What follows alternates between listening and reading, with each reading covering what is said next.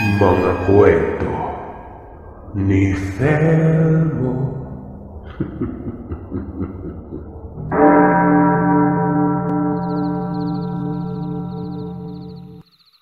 Tawagin niyo na lamang po ako sa pangalang Roy. Nangyari ang kwentong ito, dekada 80, sa lalawigan ng San Miguel, sa may Bohol. Alam mo, Sir Seth, tinitimbang ko talaga kung nararapat ko lang ba itong ibahagi. Gawa ng alam ko naman sa sarili ko na hindi nyo ito magugustuhan. Ngayon pa lang, habang sinusulat ko ito, nagdadalawang isip ako. Magagalit kayo sa akin at babalutin ako ng pangungutya. Kakamuhian niyo ako at ng kapatid kong itago na lamang natin sa pangalang Annalisa. Etong pangyayaring ito hanggang ngayon, bangungot pa rin sa pagtulog ko. Pero dahil tinik ito sa buhay ko, siguro napapanahon ng isiwalat ko. Sa taong nabanggit ay 17 taong gulang ako noon. Binabae ako. Aaminin ko yon. Kaya ganun kami kalapit ng ate ko. Noong mga panahon na yon ay napakaliblib pa ng lugar namin. Magkakalayo ang bahay at walang maayos na daan. Naalala ko pa noon na yung bahay namin ay nakatirik malapit sa isang ilog.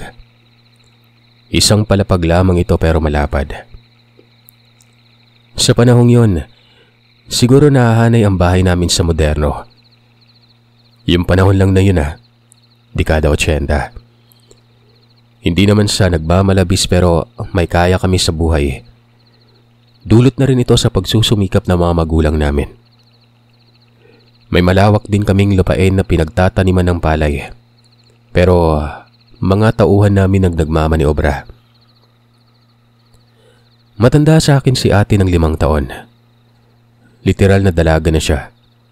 Nakapagtapos na siya ng pag-aaral. Habang ako naman noon ay tumigil. Nag-shift ako noon ng ibang kurso gawa ng na-realize ko na mas gusto kong fine arts. Laki sa layo kaming dalawa. Lahat ng gusto siguro namin ay naibibigay ng mga magulang namin noon. Partikular lamang ito sa kung ano ang nauuso noong mga panahong yon. Malaya kami ng ate ko. Kung saan-saan na lamang gumagala. Wala din naman kasi lagi ang mga magulang namin sa bahay. Madalas, nasa Larena ang mga ito. O hindi naman kaya sa Carmen. Ang naiiwan lamang sa bahay ay kaming dalawa ni ate. Kasama ng aming lola na itago na lamang natin sa pangalang Pipay. Sakit sa ulo kami sa lola. Kung saan-saan na lamang napapadpad ito. Lalo na kapag hindi kami umuuwi ng ate. Sinusundo niya kaming dalawa. Etong si ate Annalisa ay may kinababaliwang lalaki noon. Itago na lamang natin ito sa pangalang John. Taga Bian Unido ito pero nagbakasyon sa isang pinsan na kilala naman ni ate, si Arnel. Ang bahay nila Arnel, hindi kalayuan sa amin. Siguro mga 1 kilometro lamang ang layo pero nasa sentro. Laging napapabisita itong si Arnel. Nanliligaw kasi ito kay ate Annalisa. Tapos ay kasama niya si John noon. Dati ay gusto ni ate si Arnel pero nabura ito nang makita at makilala niya si John. Wari pa, imbis na si Arnel ang bigyan ng simpatya, doon pa nababaling kay John noon. Hindi naman sa may pagmamayabang pero ang ate Annalisa ay maganda. Literal na maganda. Patunay na dyan na marami talagang nagkakagusto kay ate. Maging yung mga tambay noon ay bumibisita sa bahay namin. Ibang-iba talaga nung panahon na yun kumpara ngayon. Wala nang harana ngayon, di ba? Dati, nako, may mga bulaklak pang dala na hindi mo alam kung saan napulot. Aliw na aliw naman ako noon. Hanggang sa isang gabi, nagtapat na itong si Arnel kay ate. Pero nagdumili ang ate ko. Prangkahan niyang sinabi na may nagugustuhan siyang iba. Sinita ko pa si ate noon, sabi ko sa kanya, dapat nung una pa lang, sinabihan niya na si Arnel na hindi niya gusto ito. Mabuti na lamang at napakabait ni Arnel noon. Tumango ito pero nagtanong kung sinong nagugustuhan niya. Doon na sinabi ni ate na si John umano. Sabi pa ni Arnel, hindi naman nanliligaw sa kanya ito. Isa pa, may kasintahan umano si John at kasalukuyan nga itong buntis. Nagulat ang ate Annalisa. Pumasok ito sa loob ng bahay. Tapos ay nagkubli sa may silid. May 2 silid sa loob nun. Ang isa sa mga magulang namin, habang ang isa sa aming 2 ni ate. Naka-double deck yung higaan na yon. Sinilip ko ang ate sa loob. Nakita kong may kinuha siya sa ilalim ng kutsyon. Papel ito, at sa tingin ko ang laman nito ay liham. Ako naman noon, dahil sa sobrang osyosero, kaagad akong pumasok. Akala ko ay itatago ng ate. Doon sinabi niya sa akin na sila na daw ni John. At yung sulat na yon, sulat ni John. Dagdag pa ng ate, baka sinisiraan ni Arnel ang pinsan, kaya ganoon naman ang nasabi. Nakasaad pa nga sa sulat na pag nabigyan sila ng pagkakataon, magpapakasal silang 2. Nawindang ako noon, para bang matagal na silang magnobyo. Hanggang sa may inamin sa akin si ate. May nangyari daw sa kanila ni John. Maraming beses na umano nun. Napamura ako nun. Paanong nangyari yun magkakasama nga kami lagi. Ayun, sinabi niyang nagkikita daw sila ni John sa bandang ilog. Tuwing malalim na gabi na ito. At pinagsasaluhan daw nila ang... Alam niyo na yun siguro. Yung kwan ba? Basta yun na yun. Naawa ako kay Arnel.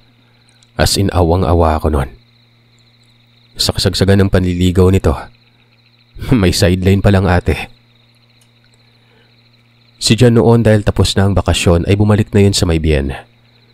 Tapos sinabi nito na bibisita na lamang daw umano. Mga 2 buwan sigurong nakalipas noon. Si ate, para bang laging balisa. Hinimatay pa ito. Si Lola noon ay nag-aalala. Sabi ng Lola ay dalhin ko daw sa doktor para matingnan. Dinala ko naman yon. At nagulat ako dahil buntis si ate. Mantakin nyo, kinakabahan ako noon pero ang ate, natuwa pa. Nasa hustong edad naman na umano siya at pananagutan siya ni John panigurado. Sinakyan ko lamang si ate para matahimik ang kaluluwa nito. Nakapagtapos siya ng pag-aaral. Hindi naman magagalit siguro sila nanay noon. Nakikita ko kay ate na sobrang gustong-gusto niya si John. Hindi naman kagwapuhan pero alam mo yung may dating, may alindog kumbaga. Pinadalhan ng liham ng ate. Doon niya sinabi na buntis siya. Alam niyo ba ang naging sagot sa sulat? Kakakasal pa lamang ni John sa West. Ibig sabihin noon, totoo pala talaga ang sinasabi ni Arnel. Si ate noon ay parang mababaliw. Nagwala ito. Naiiyak tapos nagmumukmok sa may silid. Bumisita si Arnel at ang sabi nito, kinasal na umano si John. Totoo ang mga sinabi niya. Ako lang ang kumausap doon. Hindi naman kasi lumalabas ang ate sa may silid. Sinabi ko kay Arnel na ipapaalam ko na lamang kay ate pero lingid sa kaalaman ni Arnel na mas nauna nang nakarating sa amin ang balita kaysa sa kanya. Binalot ng depresyon si ate.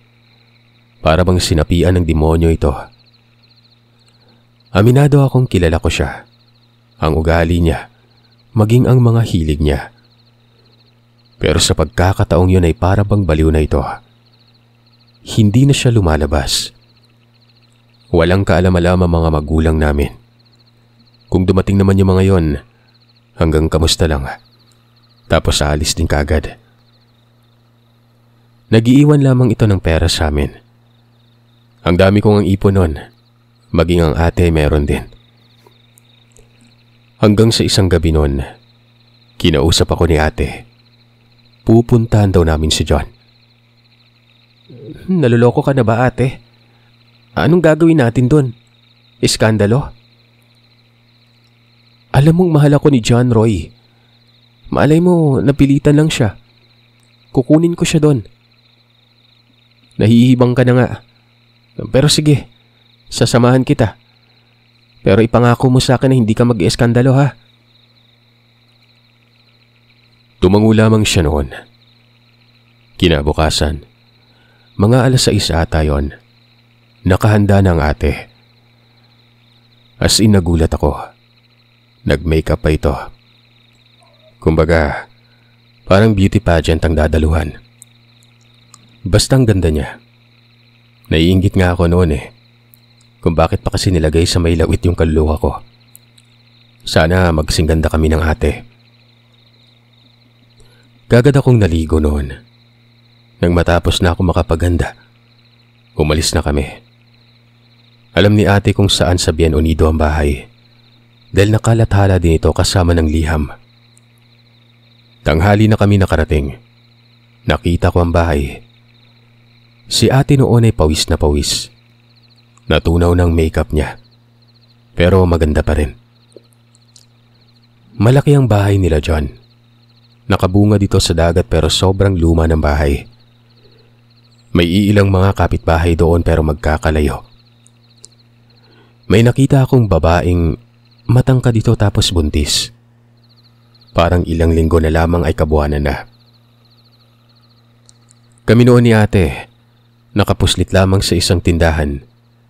Paupo-upo lamang tapos naninigarilyo si ate noon. Sinita ko pa nga ito gawa ng baka maapekto ng dinadala niyang sanggol. Yung babaeng nakikita ko ay alam kong nakikita din ng kapatid ko. Nakasimangot ang mukha ni ate noon. Wari ko pa, nagdududa na ito at baka yun na ang kapares ni John. Nasa biranda yon, nagpapaypay na wari ba'y naiinitan. Ilang saglit pa, nakita ko na si John. Naglalakad ito patungo sa bahay. Mabilis kaming tumalikod ng ate. Baka kasi makita niya. Pagsipat namin doon, napaluha si ate. Dahil nakita namin talaga na hinalikan ni John yung buntis na yon. Nag-uusap ang mga ito sa beranda.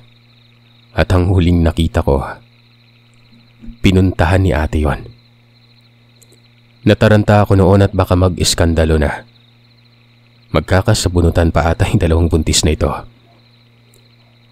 Huminto si ate sa may bakuran banda. Tapos ay tinawag niya si John. Kitang-kita ko kung paano nanlaki ang mga mata nito. Mahinahon naman yung pagkakatawag na yon. Kaya nakahinga ako ng magaan. Pinalapit niya si John at lumapit naman ito. John, bumalik ka na sa akin. Namimiss na kita. Gusto kitang mayakap John. Hindi kagad nakapagsalita si John noon. Bakit ganun yung sinabi ni ate? Pero hindi na rin ako sumabat. Yung babae o asawa ni John, nakatanaw lamang sa amin. Nakikita kong nakangiti yon. Ang sabi pa nito ay kung mga kaibigan ba umano kami ni John, bakit hindi na lamang kami papasukin? Saglit lang naman sila. Aalis din kagad yung mga to. Annalisa, ano bang sabi ko? Kinasal na ako. Umuwi ka na, pakiusap. Sabi ni John. Paano tong dinadala ko dyan? Hahayaan mo na lang ba to? Nasaan na yung mga pangako mo? Di ba nga sabi mo papakasalan mo ako? Sumama ka sa akin. Doon ka sa amin, mabubuhay tayo doon. Kilala mo naman ako. Wika ni ate habang sapu nito ang sariling tiyan. Inaabot pa ang mukha ni John pero umiilag naman ito. Nilayasan na ng katinuan si ate noon. Parang nakadrugs. Ipagpalagay na lamang natin na niloko siya ni John pero kasalanan din naman kasi ni ate. Ang lalaki, magpapakalalaki talaga. Kung hindi ba naman malandi, hindi mabubutasan. Patuloy sa pakikiusap si ate, pero hindi na kumikibo si John. Tumingin ito sa akin at sinabing umuwi na daw kami, na tila ba nagsasayang lamang kami ng oras noon. Galit ako kay John. Aminado ako doon pero wala akong magagawa dahil personal nila yon. Ang kabuuang konsepto ay walang dapat sisihin na iba kundi si ate. Tama naman ako, di ba? Tumalikod na si John noon. Tapos bumalik na ito ng bahay. Si ate ay patuloy na umiiyak. Narinig ko pang nagtanong ang asawa ni John kung bakit umano umiyak ang babae.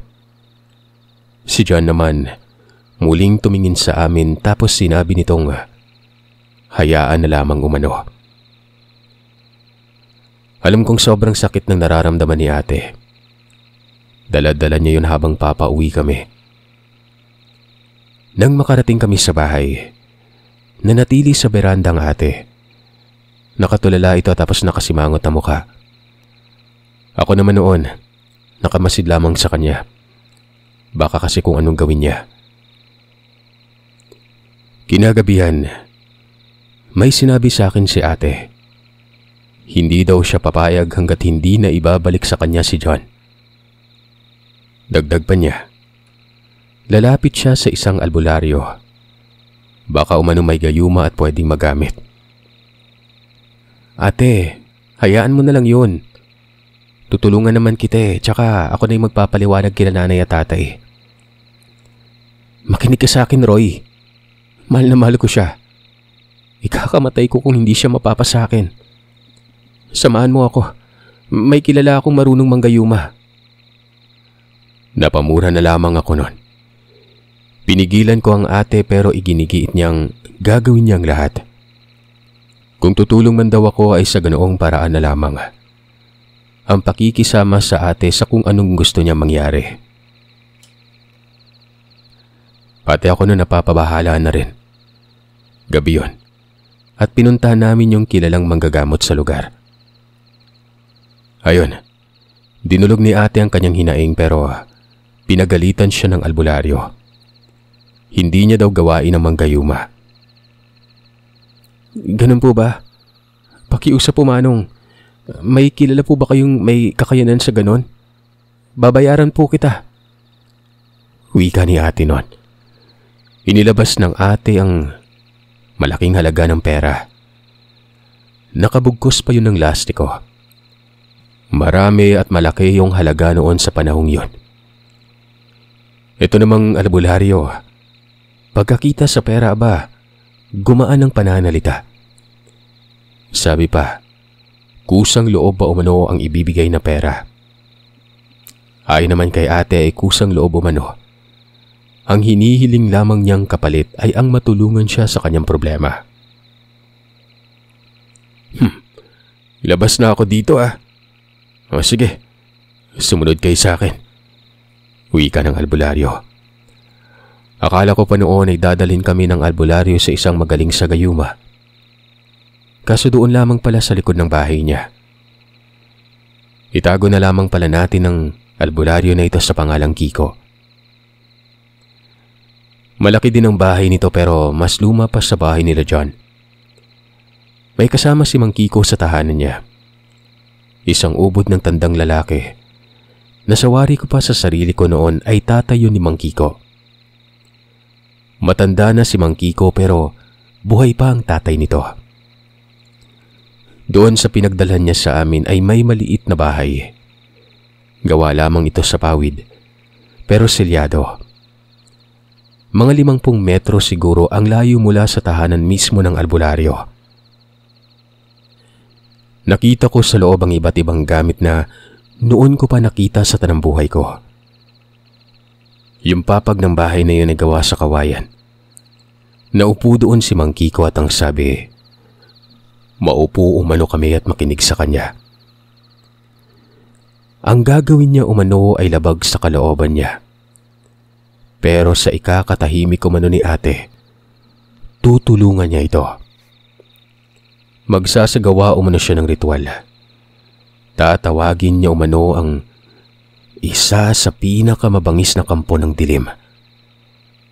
Kaluluwa lamang ito, pero kaya umanong pumatay ng tao. Literal umano na isang demonyo. Tinanong pa ni Mang Kiko kung sino ba ang mga kasama ng lalaki sa bahay nila. Napakunot ang mukha ko noon. Nagtataka ako. Sa pagkakaalam ko kasi ay albularyo ito. Di ba nga sa tunog pa lang mabuting tao na? Pero lumalabas na parang mangkukulam ito o mambabarang. Ang sabi naman ng ate, ang asawa lamang ng lalaki ang nakita niya pero baka may ibang tao doon gawa ng malaking bahay yun eh. Sinabihan naman si ate ng albularyo na bumalik doon. Kumuha umano ng anong mga bagay na pinagmamay-ari ng mga tao doon. Wala daw siyang gayuma, pero may alam umano siyang paraan. Habang nangyayari yon, yung ubod na tandang lalaki na parang tatay ni Mang Kiko, pumasok sa maliit na bahay. Nakikita kong nakayuko ito na wari kuba pero yung mga mata, masusing nakatitig sa aming dalawa ng ate. Para bang galit yon. Wala pala kayo nun?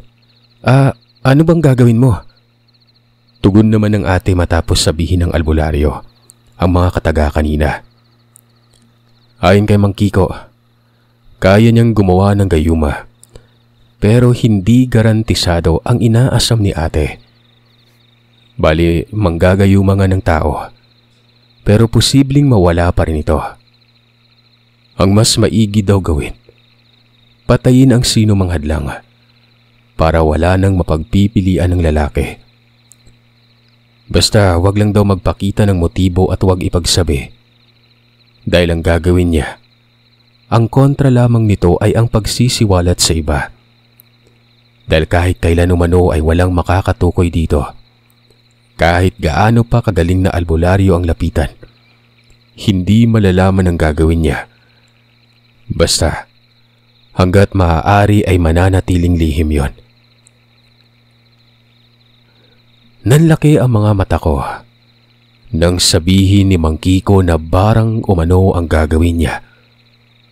Babarangin pala ang kasama sa bahay ni John. Gusto ko noong magsalita pero natatakot naman ako. Nakakakilabot kasi ang isa pang matanda doon. Nakatitig sa akin yon. Tumango ang ate. Ang sabi nito ay gagawin niya ang pagkuha ng mga bagay mula sa mga kasama sa bahay ni John. Nung gabi ding yun, Sir Seth, kumilos si ate. Ako naman noon ay gusto kong sumama. Kaso ayaw naman ni ate noon. Magantay na lamang daw ako. Naiwan ako sa bahay. At dahil sa takot ko noon, minabuti ko na lang talagang manatili. Lalo pa nang abisuan ako ni Mang Kiko na hayaan lamang si ate dahil baka madamay umano ako. Dagdag pa ng matanda. Desperadang desperada na ang ate ko. Wala na itong pake kahit paman may hadlang. Pero gagawin at gagawin pa rin ito ang gusto kahit anong mangyari. Baka umano magpatiwakal kung hindi pa unlakan nun. Sa isip ko nun, pwede namang pigilan ng albularyo si ate. Pero nasilaw lang siguro ito sa pera kay ganun magsalita. Para bang sumasang-ayon siya kay ate nun. Pero nagkukunwaring mabuti. Ilang saglit pa, lumabas ng bahay si Mang Kiko. Lumabas din yung isa pang matanda. Bali nag-usap silang dalawa. Naririnig ko yon. Tinawag ni Mang Kiko yun sa pangalang Tatay Aguho. Tama ngang hinala kong ama nga yun ng albularyo. Inuutusan ni Mang Kiko na kumuha daw yung tatay niya ng bahagi ng isang bangkay. Kinilabutan ako noon. Lalo na nang sabihing may kakalibing lamang umano at pwedeng gamitin yon. Hindi ako lumabas. Nagpapanggap lamang ako noon na parang wala lang. Umalis din yung ubod ng tandang yon. Ang ipinagtataka ko ay sobrang liksipan nito. Para bang magsing edad lamang sila ni Mang Kiko kung kumilos. Tapos nakita ko si Mang Kiko na may hila ng baboy. Malaking baboy yun at kulay itim. Hindi ko alam ang gagawin niya doon. Basta nanonood lamang ako sa kanya. Hanggang sa hinambalos yon ng malaking kahoy sa batok. Dahilan para matumba at mangisay ang hayop na yon. Pagkatapos nun, pinugutan niya ng ulo ito. Linagay ang ulo sa isang banyera. Kinuha din ang lamang loob nito, maging ang puso at dalawang mata. Kitang-kita ko kung paano balahurain ng matanda ang baboy na yon, na para bang napakasimple lang at walang kahirap-hirap. Halatang napakalakas nitong si Mang Kiko. Ilang saglit pa, yung puso ng baboy ay sinabit niya sa may sampayan. Ginawan niya ng kalawit na alambre ito. Yung ibang bituka naman ay sinampay din na para bang mga chorizo ang mga yon. Kapiraso lang naman ang sinampay na bituka pero karamihan ay nasa banyera pa. Lumulutang sa dugo ang mga yon. Kasama ng atay at ulo, dinala naman sa loob ng maliit na bahay yon. Habang nanonood ako ay para akong masusuka. Yung malapad na atay ng baboy ay nilapag sa papag na kawayan.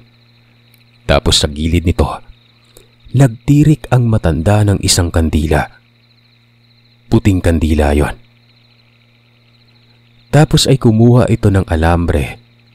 Itinapat doon sa apoy ng kandila.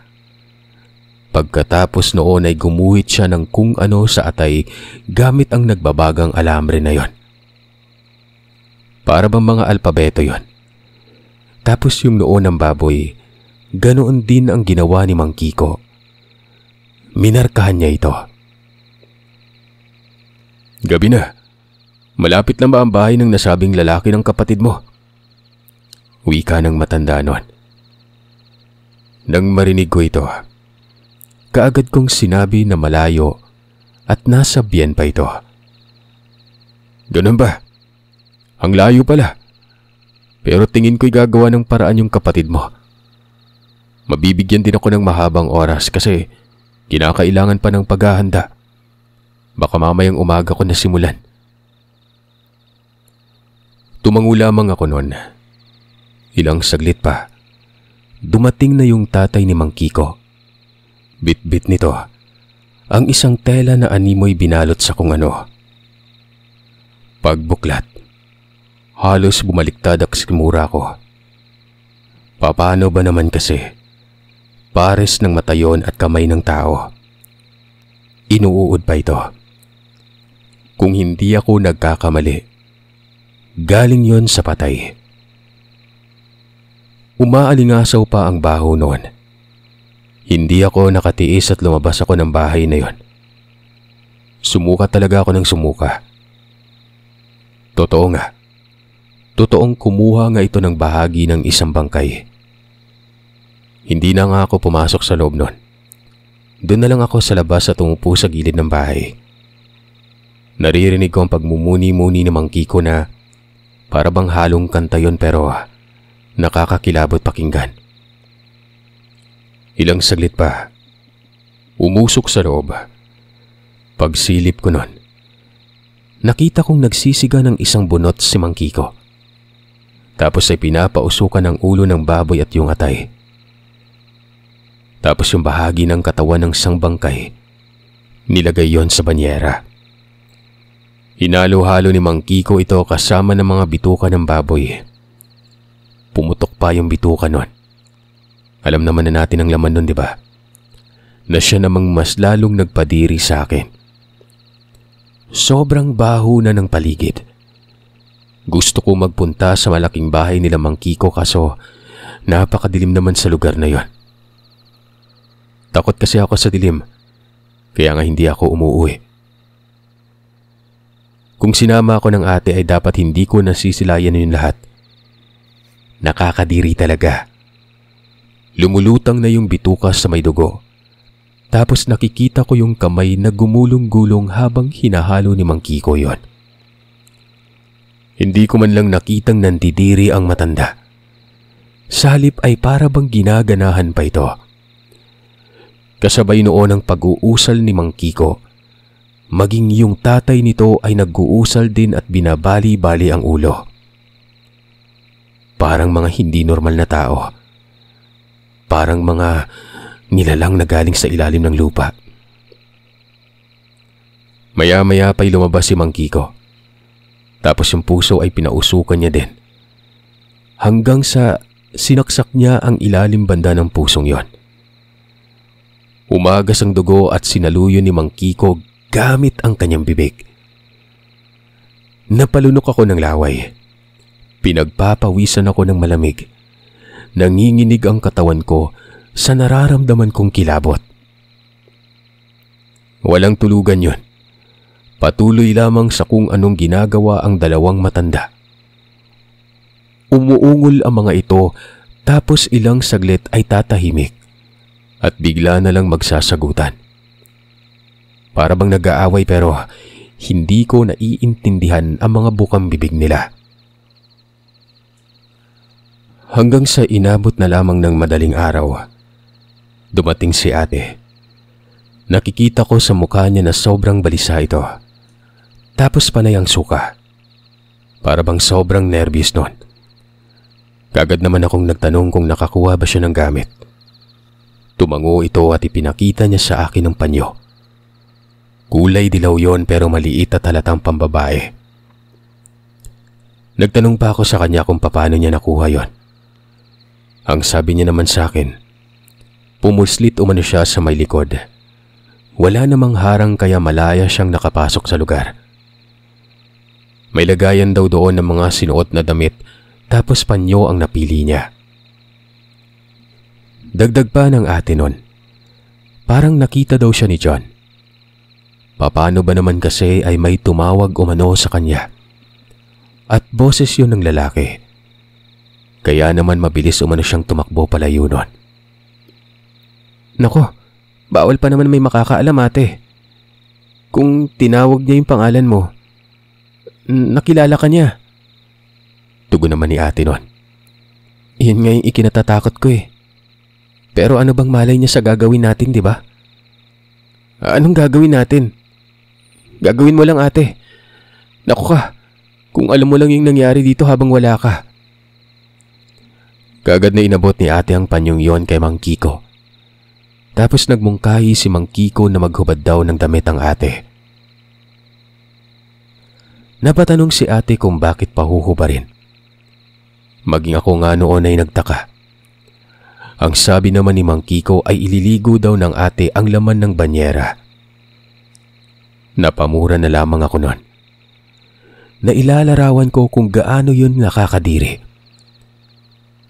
Si ate naman ay makikitang nakasimangot ang mukha. Pero ginawa pa rin ito ang ipinag-uutos ng albularyo. Naghubad ang ate. As in lahat ng yon ay hinubad niya maging ang panloob. Ako na lamang ang nahihiya noon para sa kanya. Si Mang Kiko, may pagkamanyakis din. Kitang-kita ko kung paano siya makatitig sa katawan ng ate. Hindi naman sa pagmamalabis pero maganda kasi ang hubog ng katawan ni ate noon. Inggit na inggit ako noon. Kung sa akin lang napunta ang mga bahaging yon, maganda pa siguro ako kay ate. Doon sa loob ng bahay na yon ay iniligo ni ate ang laman ng banyera. Nga pala, Sa walang nakakaalam kung ano itong banyera ay malaking batya ito na gawa sa yero. Basta lagayan ito ng isda sa palengke. Si ate noon ay sumusuka habang naliligo. Nakita ko pa yung kamay ng bangkay na humiwalay na ang kuko at ilang mga laman.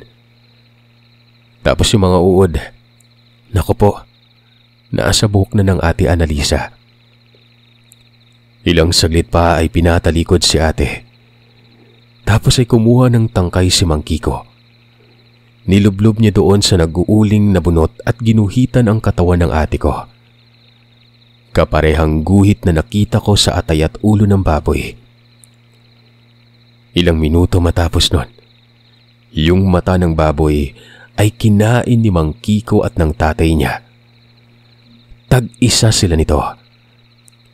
Para bang nasasarapan pa ang mga yon. At doon matapos lamang ay pinalabas na si ate sa bahay. Tumutuwad at yumuyuko ang dalawang matanda doon sa may loob. Kasabay nito ang pagtawag ng mga salita na may halong pag-ungol. Nagpausok ulit sila. Mga 2 oras yon. Sobrang tagal. Nagliwanag na nga lang dahil tuluyan ng sumikat ang araw. Doon ko napag-alaman na wala palang ibang bahay doon maliban na lamang sa tahanan ng albularyo. Yung malaking bahay at yung parang kubo na kung saan naroon kami banda. Masukal ang paligid. Sagingan yun na may matataas na damo. Nilalangaw na yung puso na nakasampay. At si ate noon ay nakapaghugas na ng katawan at ibinalik na niya ang kanyang kasuotan. Maya-maya pa ay lumabas na ang 2 matanda. Ang tatay ni Mang Kiko ay dumiretso sa malaking tahanan. Nakita ko yun na para bang mamamatay na. Nagpasuray-suray kasi at tumutukod pa dito sa mga kahoy. At putlang-putla pa ang mukha nun. Si Mang Kiko ay ganun pa rin. Tinitigan lamang kami nitong saglit. May bitbit siyang maliit na patalim. Bigla na lamang niya itong itinarak sa lupa. Ilang saglit lang ay tumayo ang matanda at kinuha ang nakasampay na puso nun. Nilapag niya yon sa lupa at sinaksak ng patalim. Wala na akong nararamdamang pandidiri. Tila ba naubusan ako ng pandidiri sa katawan. Maliban na lamang sa pangingilabot.